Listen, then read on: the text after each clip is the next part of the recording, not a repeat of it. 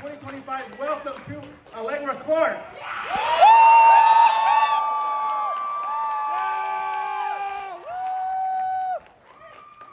I need a big applause for Zeno Robinson.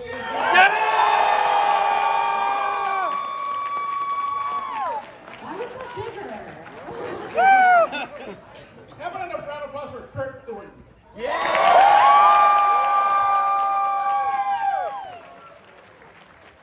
I need another one for Erika Harlacher. Last but not least, Xanthe Huynh. Let's bring out Xanthe. Welcome them to Kawacon 2025, San Antonio.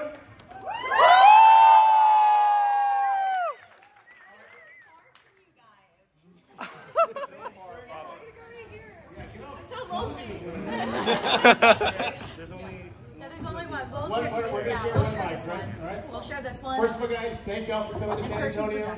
I just project. Yeah. Woo! Thank y'all for taking time out of your schedules, coming to San Antonio, joining Kawacon 2025. As you can see, we have a packed house. People are still going to be filing in. So how about we just dive into what the fans want? How about that? Does that sound cool? Sure. Are you guys gonna go meet Lotus Juice? He is so nice. He's the coolest guy ever. He wanted a picture with us, and I'm just like, no, we want a picture with you. You're Lotus Juice. Hey, well, let's kick this off. We have the first question of the panel. Go ahead. Hello, oh my gosh. I love you guys so much. Thank you. Deep passion in my heart for this series. I have a question for Zeno. And of course, I'm so sorry, Allegra. You're good. Coming into such a new franchise, especially with a new game, how did it feel, especially coming in and playing such beloved characters? Because I'm a Junpei lover, you know. I was expecting Say the line. I just wanted to know, like, how that Which one? Is it Chien de Fleur? No. Oh, we could do that too. Yeah, that's usually it. What's the one? No, don't do the Junpei Yori. Well, it's not gonna. I'll do it. My voice isn't. Junpei, your ace detective. Woo! My best Heather impression. More like Stupe, ace defective.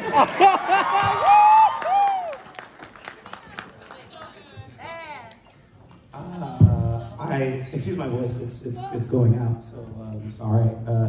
I love 3 was the first game I played. Well, technically it was 2, but I played through FES. I didn't play through 2, and so I kind of knew like what I was getting into with Junpei, and I knew like which scenes that would be like. I was like, I gotta lock in on this one specifically, and I think I don't want to speak for you, but I know we went into it like we want to like kind of do our own take on these characters while honoring the original performances, because like. A lot of those actors were actors who inspired us. Yeah. So. It's I've definitely worked with Tara in the past, and I never wanted to feel like I was stepping on her shoes in any way, because at the end they didn't play us like their original performances as any kind of reference, because at that point if they had been like, okay, so imitate them, I would have just been like, no, bring them back. Like, I don't want to voice match a talented actor. I just want to, I'd like to, do my own spin on it. Like, what would a 2020 something Mitsuru feel like? Even though, it is still set in the aughts when we were teenagers. I was actually like, I realized I think I'm about Mitsuru's age. And so, I guess, Mitsuru would be my age right now. Okay. Okay, now imagine late 30s mommy Mitsuru. I'm just. That's right. So it was definitely a little intimidating, and we knew that there would be like there would be some pushback and everything. But at the end of the day, we just had so much fun. It was like we knew what we were getting into, and we were like, this is gonna be so good. Speaking of characters, should we quickly say which Persona characters we play? Oh yeah! You start. You guys start. So I'm Xanthe Huynh, and I play Harlacher. First time I met Xanthe, I was like, I just want you to know Haru was my wife. I'm Erika, and I play Xanthe. I'm Kirk Thorton, and I play Igor. I'm Zeno. I play Junpei in Persona 3 Reloaded. And I'm Harlacher, and I play Mitsuru in Persona 3 Reload.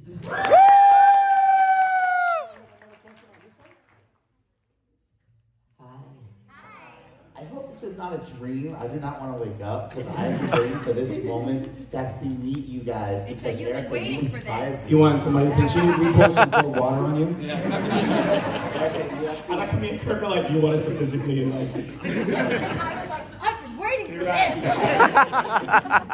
Erika, you actually inspired me because then I saw your video of you going to Tokyo in the Persona, and I want to do that.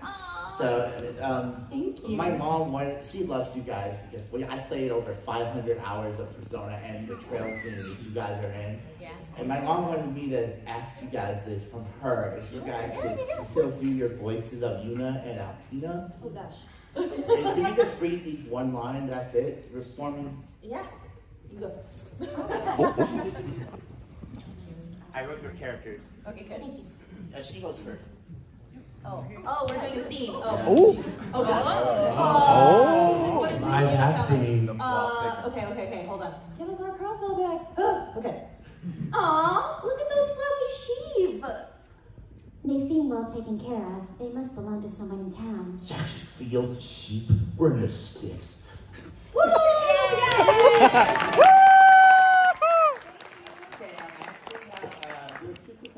First one is actually for Allegra and Erika and Xanthe. What was it like playing, the role for you guys, Persona 5, and then moving on to the Legend of Heroes, Trails of Cold Steel, where you play Lucian Dodge's sister Fiona, and you played Muriel, and you played Yuna and Altina. So how was that to transition from the voices? Oh, I mean, it sort of falls into our day-to-day where actually, I don't think I ever recorded Persona and Trails like simultaneously. I think those sessions were very separate. But, there are often times that we'll be like, we have a session in the morning and then another session in the afternoon. And I think my favorite example of this was I was working on a dub of a Korean TV show for children, in which I played Mama Flora, the goose, just hanging out with her little children, who were voiced by actual children, and it was the most heartwarming thing. Julie Madalena was directing it and everything. Then an hour later, I walked down the hall and was working on Gun Gale Online and playing Pito Hui, who was a psychopath. So it's, that's just the average day. I think we're very used to, as voice actors specifically, just kind of jumping between different characters, different voices and everything. And sometimes you just have to make sure between the sessions you're like warming up a different part of your register if you are jumping around in your registers. But otherwise it's just kind of, it's fun. Yeah. I think actually my Persona and Trails characters have really similar voices. I think yours also have pretty similar voices, right? They're still a little different. Oh, they're a little just like different in their personalities. Yes. Yeah. So one is a little bit more sweet and dainty, and then the other one's kind of like monotone and cold. Right. Yeah. Yeah. Thank you. Good question. I don't know where you went. Okay, great. All right, got our next question up. Go ahead. Hi. Good morning.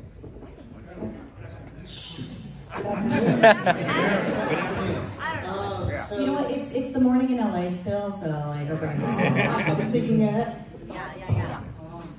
Basically, whenever I think of Persona, I think of like moments in the series that kind of really got me hooked, really got me like tied, connected with the characters, really resonated with me, and cool. Is the mic off? It's on again. It's on again. Don't worry. Moments. Connected with the characters. Yeah. Thank you. You're welcome. So I started with Persona 5, and after the Kamoshida arc, spoilers, they beat Kamoshida. My bad. It really resonated with me with the whole, the whole terms of seizing, power and being able to make a change in, everyday bullcrap. And that's where I first connected with it. Where did you guys first, really resonate with the series? Well, did any of you play Persona before you were in Persona? Yes, I think I you did. played Yeah. I I did as well, but I started with 5 and I never got to 3 because by the time I was like, hey, maybe I'll like go back and play some of the older games, I knew that they were gonna put out Reload, and I was like, I'm gonna wait. Yeah, is it like connecting in general with the franchise or connecting with our individual characters? Like, what was the moment you were like, oh, I like this? Oh, just as a franchise. Oh, the franchise, yeah. I played FES, and then the opening, like the opening song, which was like Burn My Dread, came on with the anime video. That's when I knew. I said, oh, this is gonna be great. I think it was the music for me too in 5. I was like, this jazz is good, oh my god. And I think that's an important, like music is such an important part of the Persona franchise. So like I wouldn't be shocked if for a lot of people the music was something that immediately drew them in. Also like the awakening scene in 3, when you first used the Evoker, was crazy. I was like, how are they doing this at this time? I thought it was a cool idea, so I was like, yeah, this is my jazz. So yeah, I kind of knew immediately. We gotta make sure Kirk answers something too. Come on. God. Man, a few words. Yes. I guess when playing the first time through P5 Vanilla, I felt like I really liked the everyday stuff, like outside of Mementos. Like, you really had to figure out how to manage your time. And I was like, this is like my day-to-day life. Like, yeah, I'm really bad at time management. And then when I played Royal, there was the moments where like, I was like, oh, you can try to do workouts and bench, like, you know, like pull-ups in your room. And then when you first see Joker like dead on the floor, I was like, oh, so relatable. Yeah. I hadn't played any Persona before I was cast. I'm so sorry, I know. But I knew of it because I'd seen it at conventions being like, coming soon for like 5 years. And when I got cast and I came in, they were like, so do you know what Persona is? And I was like, is that the game that you've been saying is going to come out for like half a decade? And they're like, yes! So the first moment where I really felt like, okay, yeah, this is a really special project was when we were doing Ann's Awakening theme. It was just, I don't know, I feel like Ann is the character that I've related to the most out of any character I've ever played, and that moment is just so, I don't know, it like still gives me chills thinking about it. I just love it so much. It's such a good series. Oh. All right, we got another question over here. Hi, Kirk, this is for you. Yay! Yeah! Persona game you play, Igor is the one guy you can protagonist and helping humanity. So you're in every game. How do you find your own voice in that particular game? And did you know about the twist? Like, did you try to incorporate the twist in your decision for the voicing? I did not know about the twist. Okay. I'm not a big gamer, so I had not played the game before I went in and recorded. Geez. So how do I find my voice?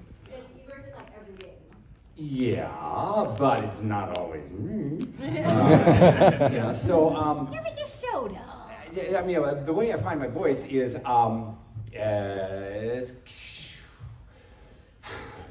goes back to acting school, and I'll give the long answer.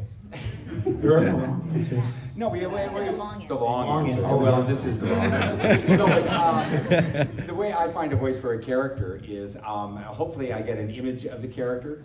And when I was in acting school, we studied mask work, where you throw on a mask, and you create a body that goes with that character, and then you move to a half mask, and you have to create a voice that goes with that body and that mask. And so I try to envision myself inside that face and what kind of voice would come out, and that's kind of how I find it. And then the director goes, no, that's wrong. Would you say that as far as like Commedia archetypes, it would be like, did you ever do Commedia specifically? Or? I did not do Commedia specifically. Okay, no, I was like, I called the Lecoq method. Oh, yeah, I've done that one too. Sorry, theatre school over here. I find that, like, you know, he's almost like, the shape of his face almost feels like the Dottore archetype in Commedia. Yeah. I'm still getting some nods, so I'm like, yeah, I'm on point.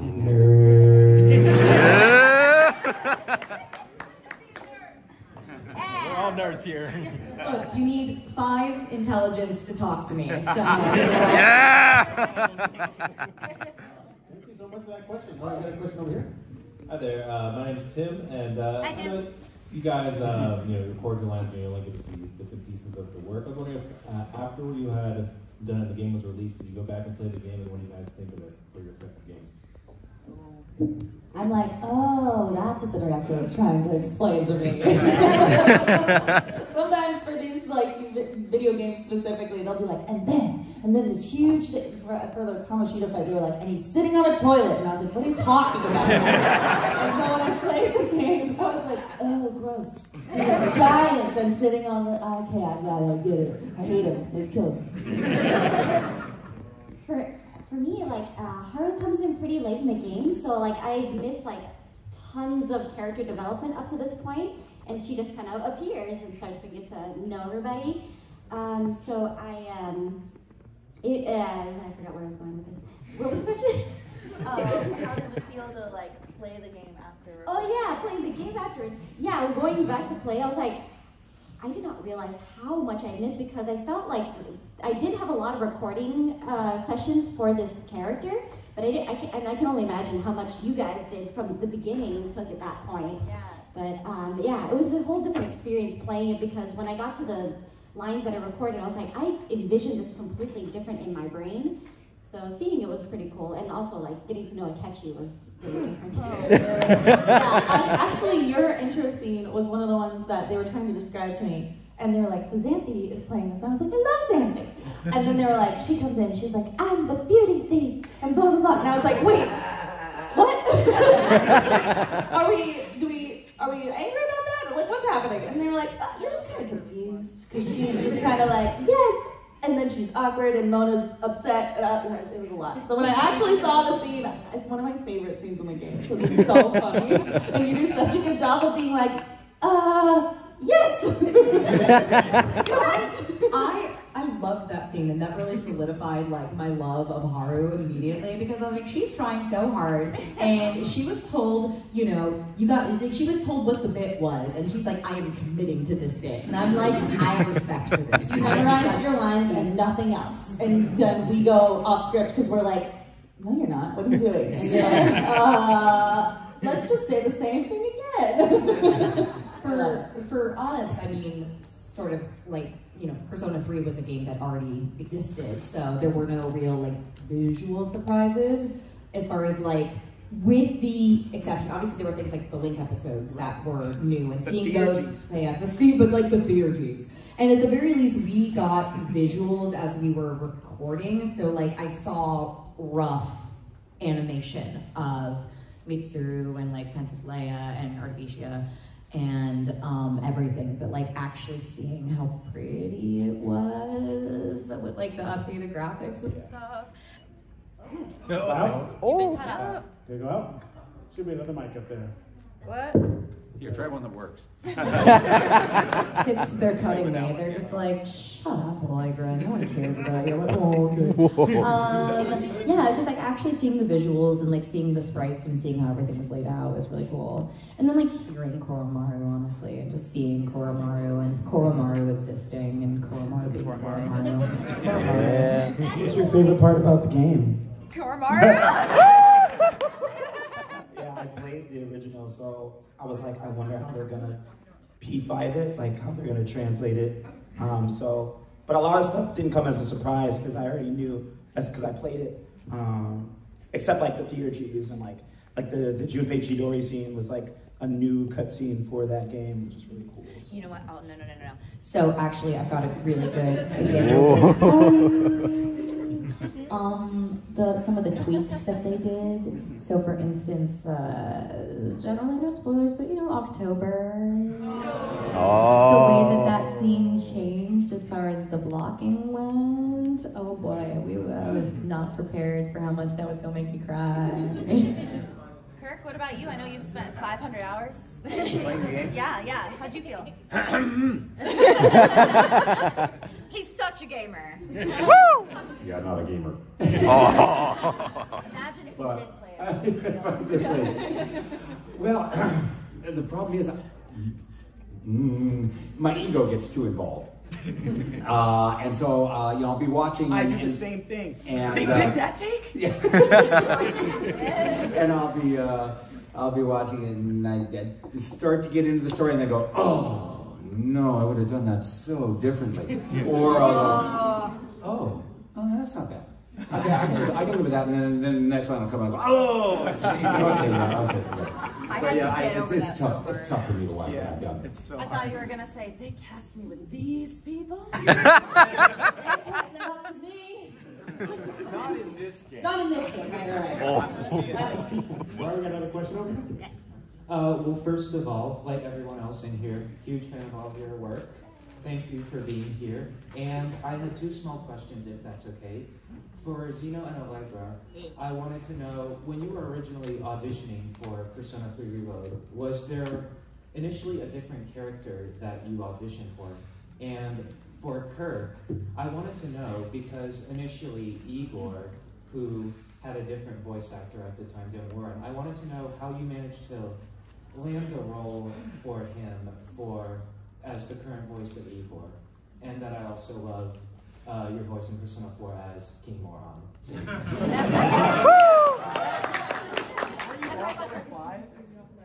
For like an evil guy, right? In 5. There's evil guys in 5? That sounds A single evil guy in 5. I've never seen. Well, I'll answer that real quick.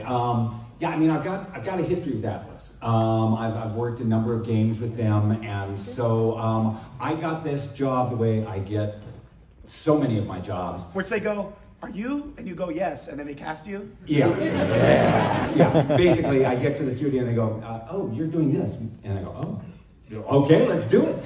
What do you want? But no, I don't think I auditioned for Igor. They just didn't have to. Tossed it in my lap. That's right. Imagine. Oh, wait, a good life. Bring it down to us. What? What do you say? Please.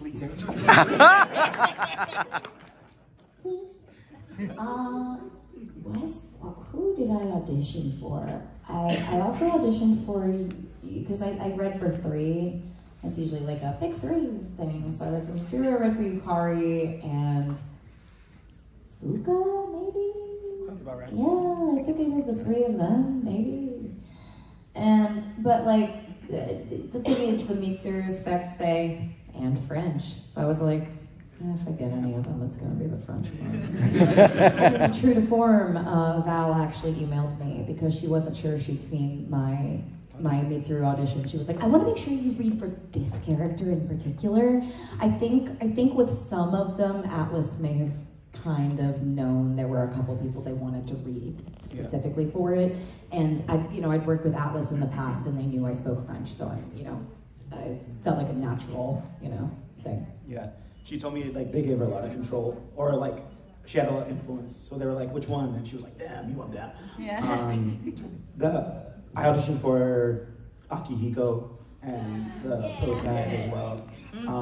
But I had a feeling that I didn't know what it was at the time. It felt very Persona 3. How did you not know? But I was like, I knew it immediately. You hadn't even played the game. The only reason I knew is because they tried to hide Yuko's sides, but they put Yuko's name in it at the description. So the character name was different, but then her name was in the description. I was like, oh, my girlfriend. I kind of knew I was going to book Junpei because if I were going to book anybody, because I was working on Grand Blue as Vane. He's kind of a similar guy. A Vane fan. Woo! Actually, yeah, and I was doing Rosetta at the time. And she was like, she pulled me aside and said, she was like, I've got this thing, and I want you to audition. And I left being like, that felt very Persona-y.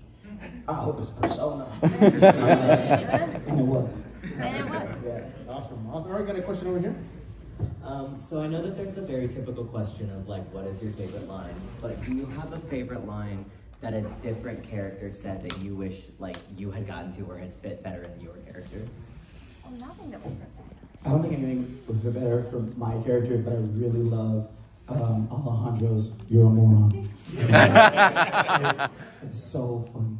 I was jealous of all of Zeno's weird noises. I was like, man, I want to do that. When he gets rejected on the beach, I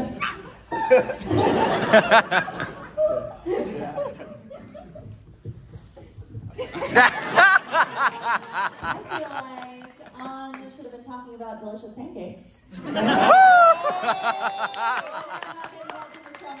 feel like I should have been like, we were not talking about delicious pancakes, but we could be. Right? Like, listen, I don't know that I get good vibes from you, but I'll get pancakes. So. Honestly, I feel like Haru, she should, I wish she had spoken to Yusuke about the lobsters. I mean, she's a high class girl. I'm sure she's had a lobster or two. Yeah, she would have lobster opinions. For sure. All right, got a next question? Hi, big fan of all of your work, all y'all's work, and I'm just wondering, since you guys have done not just this one, but like a whole lot more franchises, are there any franchises you guys want to work on? I want to be where the people are. No. I would love to someday be like a named character in a Kingdom Hearts game. Ultimate dream. Which when you have an ultimate acting dream, it's probably not going to happen. But it's okay. Yeah, that was fun. I used to say Pokemon, but that one came true. I would love to be involved in anything like the Avatar: The Last Airbender series. I'm thinking. It's hard when you've been in so many legendary. Like, what else is there for you? It's done it all. Ace Attorney. I'm just saying. I know y'all are thinking, yeah, Mia Fey. No, big brain, Franziska von Karma. I'm gonna get the petition started, so make sure you guys. And a change.org, let's go! Erika has my answer. It's also Kingdom Hearts. We should be in the next one together. Please. Oh my God. Yeah, I finally got one. That's also on my list. Just because I mean, I worked on it, but I did not have a named character. But I would love to do a named character in The Last of Us. You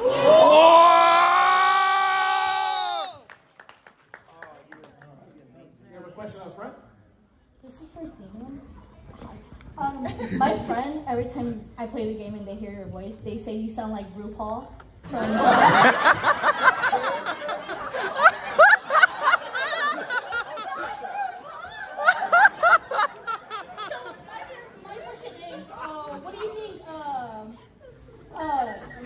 Junpei's favorite drag queen would be. If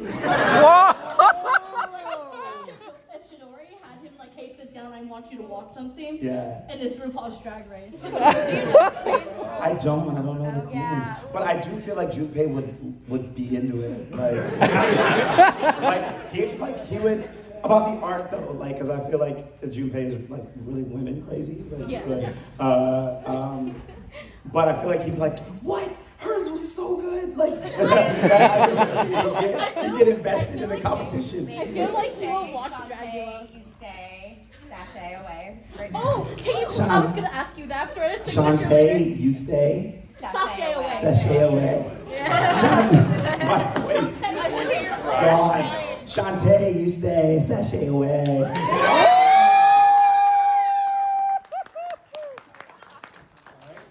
got a question over here? Hi, this one's for Kirk. So, What was your favorite gameplay section? It's not Persona related, but how did it feel to see Shadow the Hedgehog on the big screen?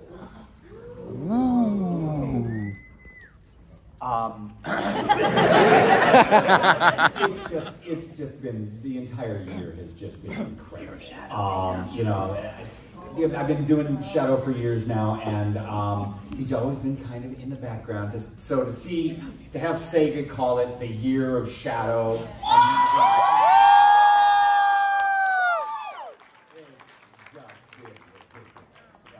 I certainly never expected anything like that. So yeah, pretty incredible. But I also want to say, calling she's Tails.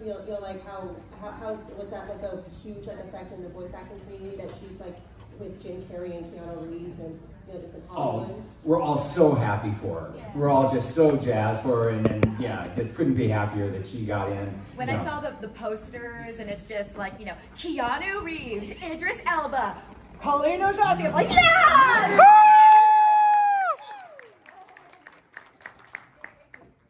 Next question.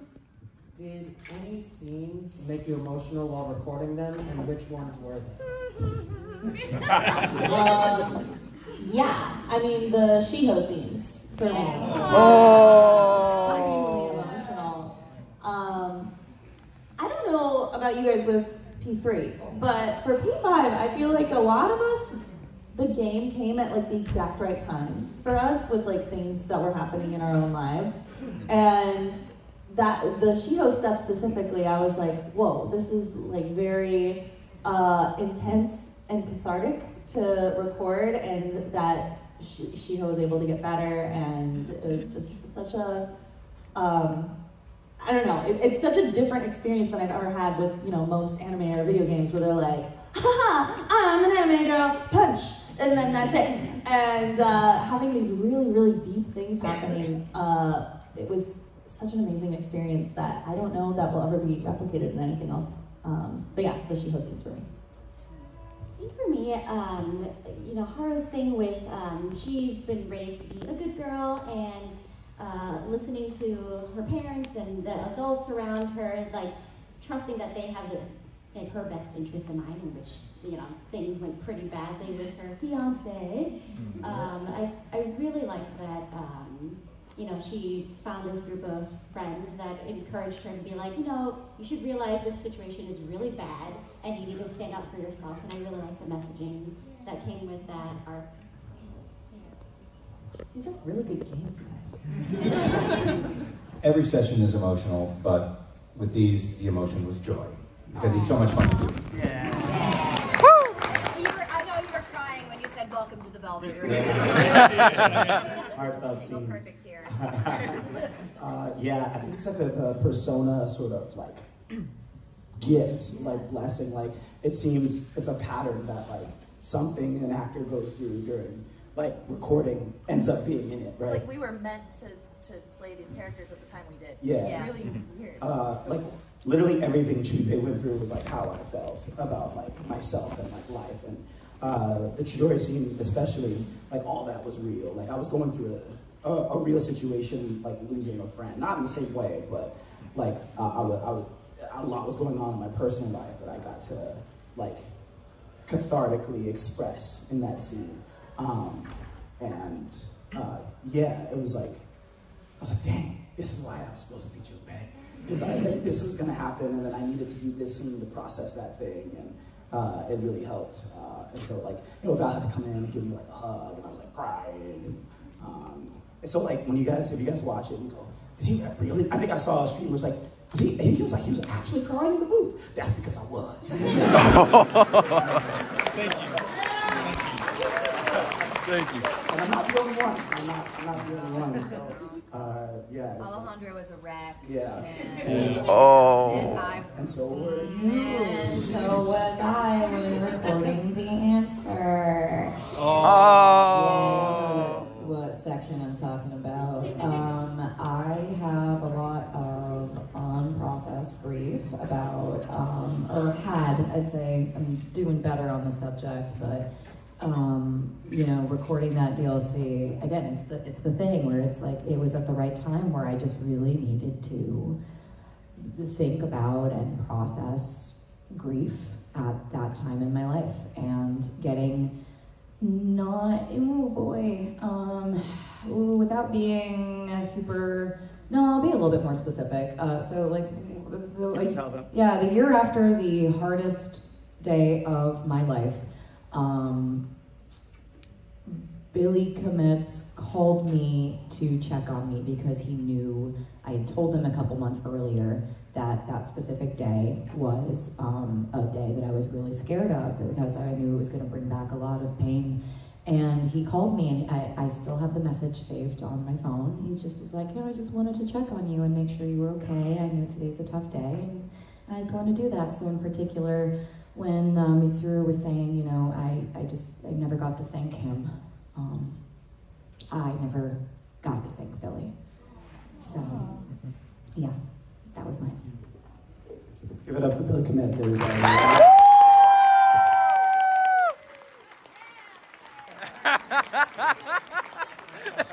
I just got a Frappuccino!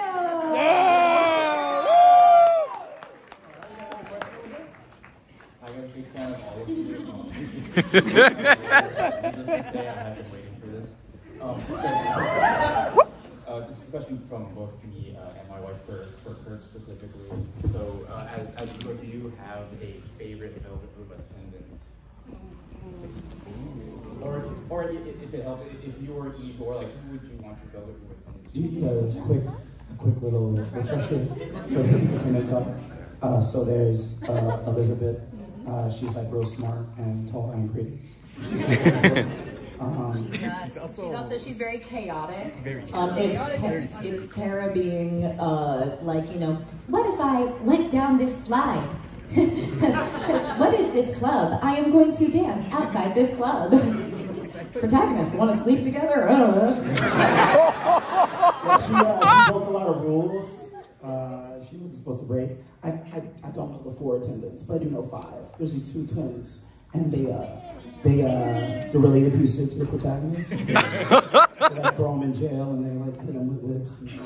And a baton. Yeah, with batons. Yeah, they call them an inmate. Scary Karen and yelling at you. Yeah, essentially, she just yells at you all game until she realizes that you're kind of cool. Which one of those sound most appealing to you? Chaotic always resonates.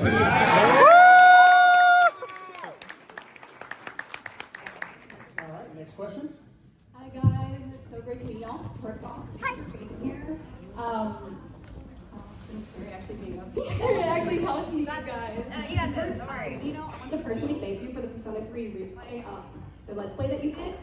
With Alex? Yeah. Oh. I got it on pre-sale, and I watched that. Got really hyped for the series, the new game coming out. Yeah. 2 points. One, I wanted to ask everybody what their favorite song on the soundtrack was. I mean, I personally listened to it a lot. Want to know if y'all do too? And I wanted to know if Kirk would welcome us to the Velvet Room.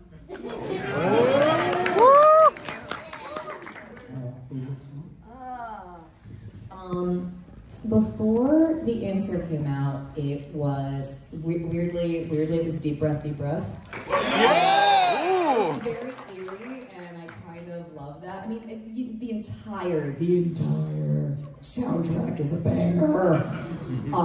But the answer was so good. Oh my god. I really like Cully, and it makes me happy. We did not need to pop off with I know, it's so good.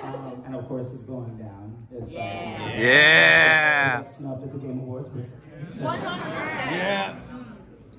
His is Aria of the Soul. Thank you. I don't know any of the names of the songs, but I like the one that goes.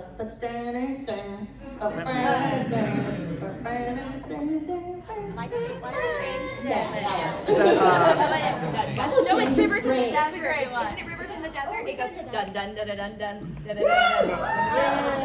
Yes. Yeah. I also like the part that's like. That's when you're hanging out with people. I like beneath the mask, like in the cafe. It's just kind of but life will change, like that feeling when you're like, all right, I'm almost done with this palace. I'm gonna go straight to like the last part. I always like run. I'm sprinting through the palace. And I'm like, yeah. So hyped. Yeah. All right, your grand welcome. Karaoke. You want my grand welcome? Yeah, I want you to welcome to the Velvet Room. Let's see if I can find his voice. Welcome to the Velvet Room.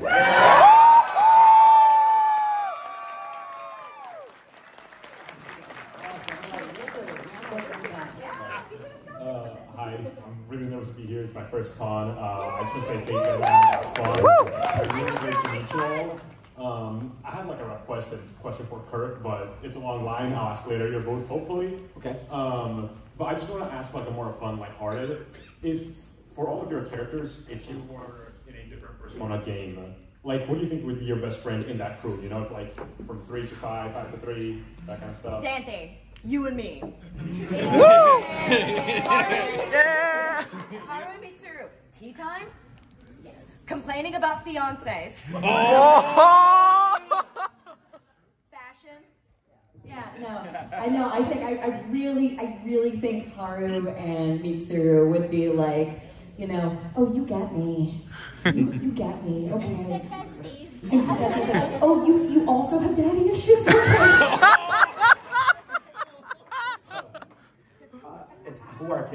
best friends with in another game. Yeah. I think like all the three boys, you know, Junpei, Yosuke, and Ryuji. Yeah! Up to no good. Yes, absolutely up to no good. Add Ryoji to that too. And Ryoji. Yeah, I feel like Junpei is too loyal to Aigus, who hates Ryoji, to ever be friends with you, Ryoji. But I would add them to the mix. I think also the Hot Springs fiasco would probably put Ryoji on the shit list. Yeah, I would pick Morgana. I would pick the dog that I don't know the name of. I would just be like, you are my best friend forever, and I love it. And Mona would be like, what? I mean, I gotta go with Allegra. I mean, what other combination could there be? Yeah. All right.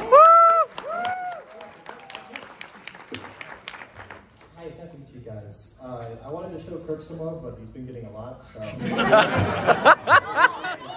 No more love for him. I wanted to ask you specifically, in Persona 4, Mr. Morioka, your homeroom teacher, I wanted to say, you remember any opinions on him? Because I'm a little bit of a villain sympathizer. But it's always seemed like everyone disliked this character, but you know, I like reading between the lines, and like, you know, you see he's a underpaid, you know, teacher working in Inaba, which not everyone likes, you know, the rural town of Inaba. And he's like dead in life, no job, or no options really for him, so he brings problems away. And it's like, that's really like, you know, that's kind of relatable in a way. Whoa.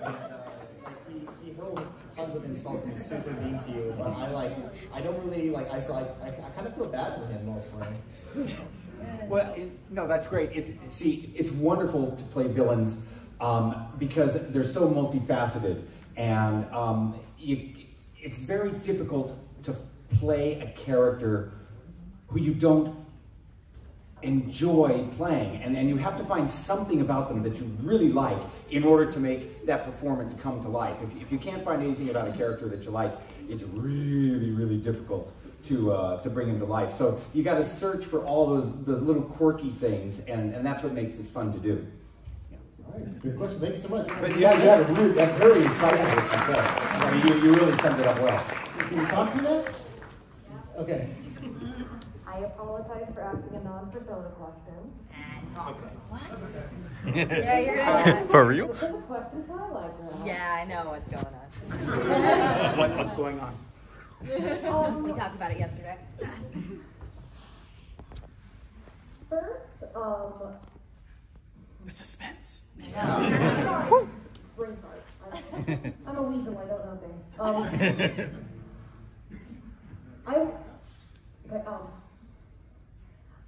As spoiler-free as possible, I'd definitely like to hear like some of your insight on playing Iori Fuyusaka in 13 Sentinels. You mean any 13 Sentinels people here? Yeah! Oh, we got a bigger crowd of 13 Sentinels lovers than yesterday. I love it. Allegra can join too if she wants to talk about Miucao as well. Like, Miucao just wants crepes and good times. And vanilla ice cream, and sometimes hot dogs. Don't talk about boys. And also, the second part is please show the game to everyone here and make them buy it. Yeah, everyone buy 13 Sentinels, Aegis Rim. It is a fantastic game. It was not my first time. Actually, no, I think it may have been my first time working with Atlas, who published it. It's a vanillaware game. The art is gorgeous. The story is incredible. It is a niche game, but everyone I know who's played it is completely in love with it. So highly recommend. Play it on the Switch in particular. It runs super well on the Switch. Oh boy. Spoiler-free as possible for Iori. That's a tough thing to answer because she is a walking spoiler. I think... Just replace any spoiler words with puppy. Puppy. Yeah. Puppy, puppy, puppy, puppy, puppy, puppy, puppy, and puppy, puppy, puppy. Yeah. No, what was great about Iori is that Iori herself, no, Fuyusaka. Yeah, sure. What was great about her is that at least Iori got to be very normal every girl, which was a contrast to all the other characters, And she just got to be a little clueless, a little dreamy. I got to run with toast in my mouth, and that was pretty iconic. But the way that she finds her strength and the way that she can be strong at the end was a really beautiful little arc, especially compared to some of the other arcs in the puppy. So yeah, plus I got to say, I may be just a schoolgirl, but now I'm a schoolgirl with a giant robot!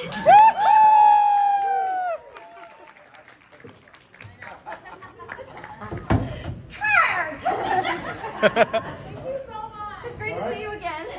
All right, these will be the last two questions of the panel, so go ahead, sir. So I am a big fan of all the Persona games so far, except for one because I really didn't play those. I want to know, what is your favorite moment from like the spin-off specifically, or like the DLC from the answer? Does like Royal count as a spin-off, or how are we counting like the expansion? Like Tactica and Strikers. Okay. Tactica. I like when they let Ryuji say that F word. Because they should have the entire time. I'll get back to you. Okay, so mine is more like a recording moment, but the first spin-off we did was the dancing game. It feels so long ago now, there's been like a gajillion since then. But I was so excited to play On again, because we recorded for months and I missed On already, and so I was so excited to go back in. First of all, I didn't realize there was going to be any stories. I thought it was just going to be like, let's dance, and then we just do dance moves. And then I came in and they were like, so the plot is, and I was like, oh, there's plot. So excited. So the first few lines we recorded, and then the director, Val, she goes, okay, I know Erika is so excited right now. On is actually not excited about what's happening. So I need you to bring the excitement down a few notches. And I was like, okay, I'm so sorry, I'm just so excited to be back. So that was my favorite spin-off moment, I think. That's amazing. I just remembered for the dancing game, I recorded way more than I did for P5 Vanilla. Poor Haru.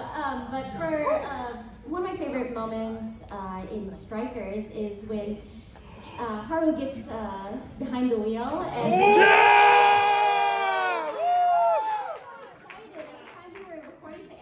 so it was kind of cool to see it fully animated when she was actually driving, and you hear all the others just kind of screaming for joy.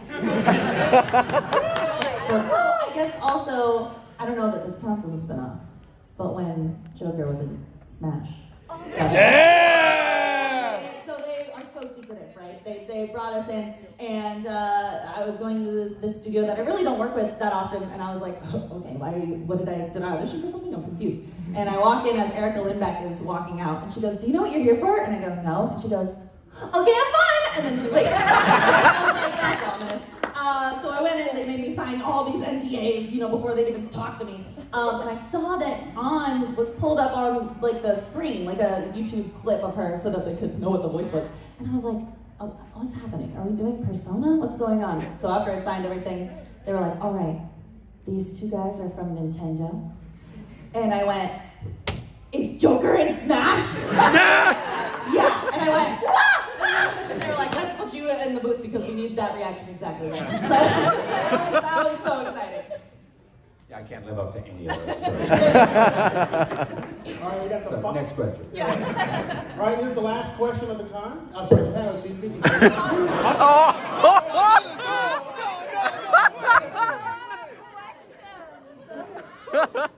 Your booths are going to be open in a few minutes afterwards, right? Yeah. So head on down, upstairs. Yeah. Go get in line, put yourself an autograph, go meet the voice actors. All right, final question, no pressure.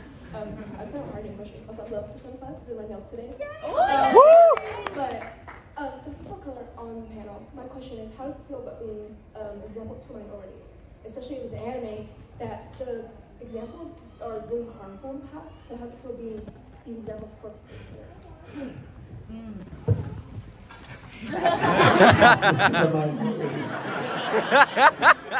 Actually, I can answer this question really well. I know that when we, when the concept of the P3 remake came up, there was a part of me that was very concerned, obviously, about the transphobic joke. Yes.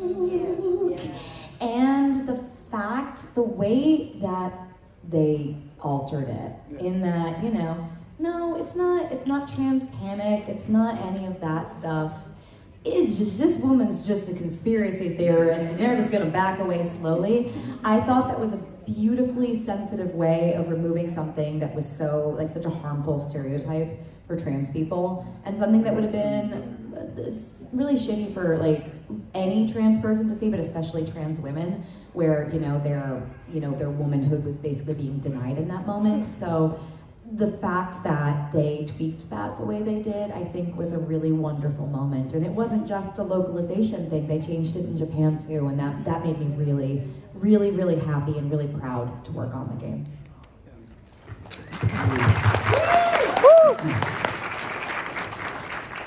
As someone who grew up on these games and and I grew up in this community, it was really, I never really got to see myself in a lot of casts, which is okay because I love everyone and everyone's incredibly talented.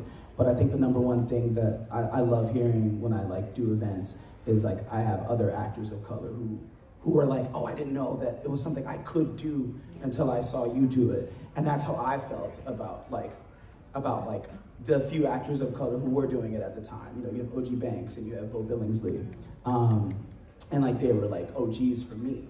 And inspired me to be okay, if they can do it, somehow I can try to find my way, because I love this medium and I want to do what Yuri Lowenthal does, right? And so to have, I think as diverse as the P3 cast ended up being. Yeah, I think I'm the only white girl in the cast, which is, yeah, because Heather's Latina, Dawn is Filipina. Alex is Vietnamese. Yeah, Alex is Vietnamese, Susie's Chinese. Justice is also black. Justice is black. Justine is Chinese. I don't know where in Asia, I don't think she's mentioned. And then Alejandro is, Latino and Lebanese. And so, I'm just, the gay white girl in the cast. So, even that aspect of it was I may be the white girl, but I'm queer. And it was, I don't think it was a deliberate choice to be let's get the diversity into our persona. They weren't diversity hires. I sincerely don't think that was the case. I think we all brought something really wonderful and unique to the characters, and it just happened to line up that way, and seeing that opportunity for literally everyone was really heartwarming. And then every once in a while I do the as the cast's white person, it's time for me to put my opinion in front of everyone else. Everybody listens to this movie. I do that all the time in private. I think it's a reflection of how much the industry has grown. And everyone auditioned very, it wasn't anything special. We all just auditioned, and it happened to be where everything fell. And I think that's just a reflection of where we are, and as we continue to grow as an industry, more people continue to join, very talented actors who end up getting these kinds of opportunities. So I'm really thankful. It's really awesome. Anybody else want to chime in? We just feel incredibly blessed to be able to represent those people with large noses. I think.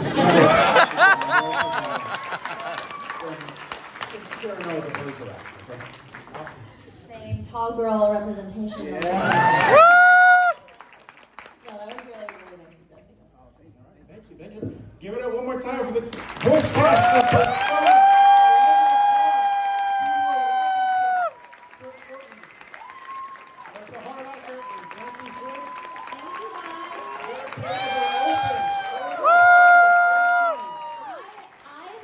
Lunch really quick, but then I'll be back at the table for the rest of the day. Okay? All right,